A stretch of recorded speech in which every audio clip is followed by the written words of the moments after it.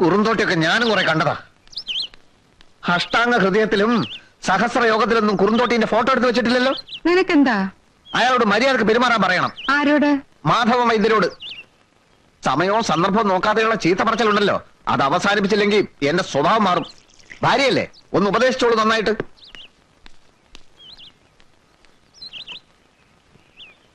വൈദ്യരെ, വൈദ്യരെ! എന്താണോ? മൂത്തടുത്ത കുമാരൻ ചങ്കൽ പൊട്ടിച്ചു. കവലയിലോട്ട് ഇറങ്ങിയിട്ടുണ്ട്. എത്രയും പെട്ടെന്ന് വന്ന് അവനെ പിടിച്ചു കെട്ടില്ലാച്ചാലേ ആരെങ്കിലും ഒക്കെ ഇന്ന് തീരും. എനിക്ക് ഇപ്പൊ പറ്റില്ല. ഇത് കണ്ടില്ലേ, ദൂരദേശത്തൊക്കെ വന്നിരിക്കുന്നവരാ. അങ്ങനെ പറയല്ലേ വൈദ്യരെ. കുമാരന്റെ സ്ഥിതി അറിയാമല്ലോ. ഭ്രാന്ത് ഇല്ലാത്തപ്പോഴേ എന്തിനും മടിക്കാത്തോനാ. നിങ്ങൾ ആരെങ്കിലും ഇന്ന് പിടിച്ചു കിട്ടുക, അപ്പോഴേക്ക് ഞാനങ്ങ് വരാം. അയ്യോ, അവനോട് ആരെടുക്കും? ആനക്കുട്ടിയല്ലേ അവൻ. വൈദ്യരോടല്ലാതെ മറ്റാർക്കെങ്കിലും അവൻ കീഴ്പ്പെടുവോ?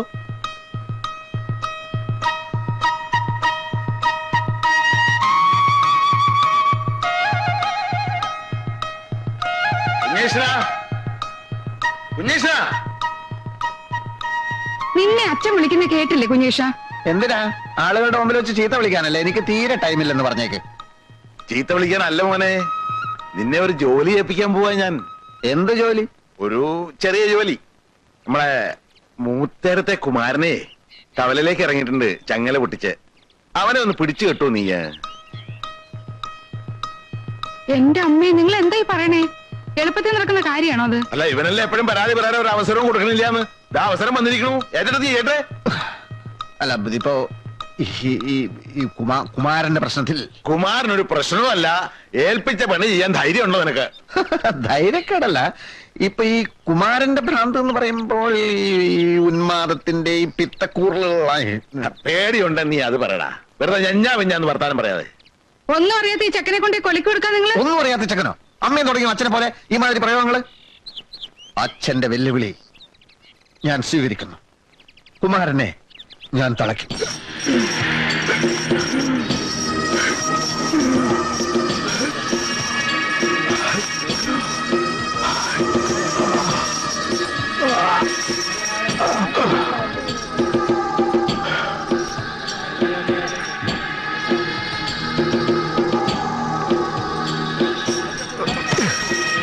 പാവങ്ങൾക്ക് കൊടുക്കാതെ പഴമ്പിക്കാൻ നടക്കണം. പിടിച്ചോ. ഇറക്കാം. ഇവിടെ കിട്ടില്ലേ? ഇവിടെ എന്നാ പോയിക്കോളാം അതിന്റെ മക്കളെ.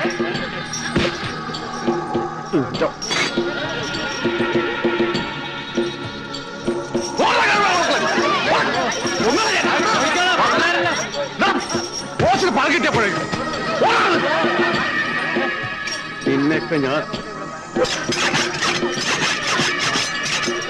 എന്താടാ നോക്കണേ? കൊല്ലില്ല.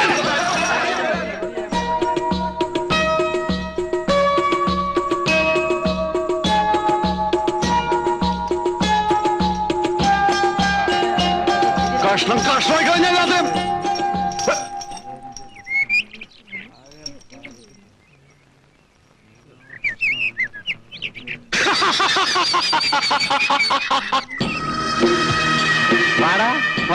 നിന്നെ തന്നെ എനിക്ക് കിട്ടേണ്ടത്. നിന്റെ തന്ത കൊണ്ടുള്ള ക്ലാപ്പിലെ കള്ളവൈദ്യര് കഴിഞ്ഞ പോലെ എനിക്ക് ഭ്രാന്താണെന്ന് പറഞ്ഞാൽ പിടിച്ചു കെട്ടി.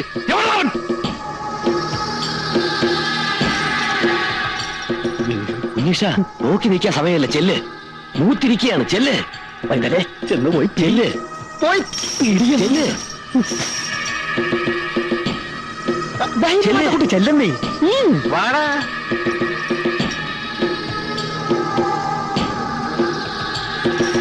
നിന്റെ ചെവി ഞാൻ ഇറക്കും, കണ്ണ് ഞാൻ ചൂഴ്ന്നെടുക്കും, മൂക്ക് ഞാൻ ചെത്തും. എന്നിട്ട് ഇതെല്ലാം ചേർത്ത് ലേഖ്യം ഉണ്ടാക്കി എന്റെ തന്തയെ തീറ്റിക്കും.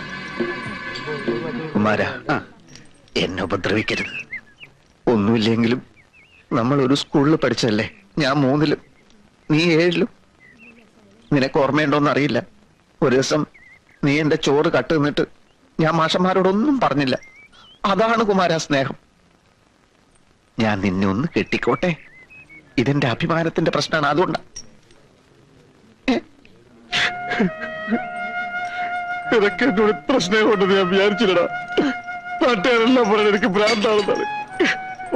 കെട്ടിക്കും, നീ തന്നെയാണെന്ന് കേട്ടത്.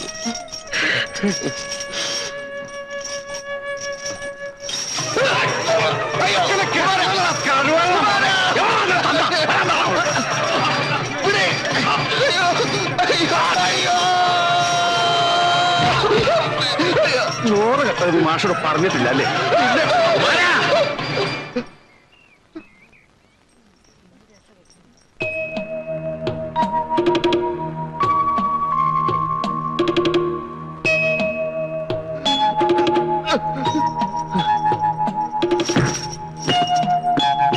ഒരു കഴിക്ക് എത്തിക്കൊണ്ടുവരാ.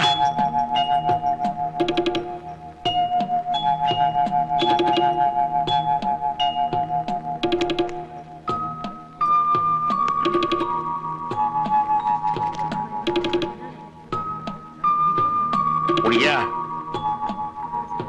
കുടിക്കാ.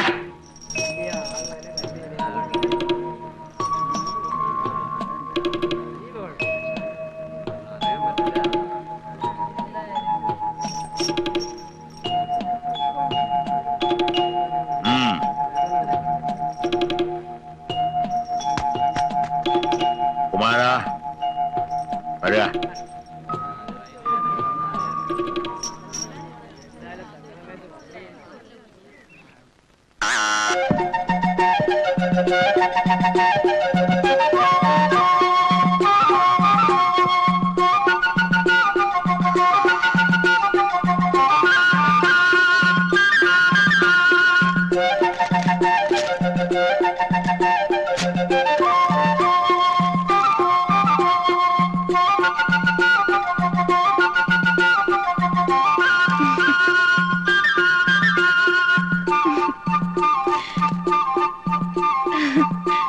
ഇന്ദു,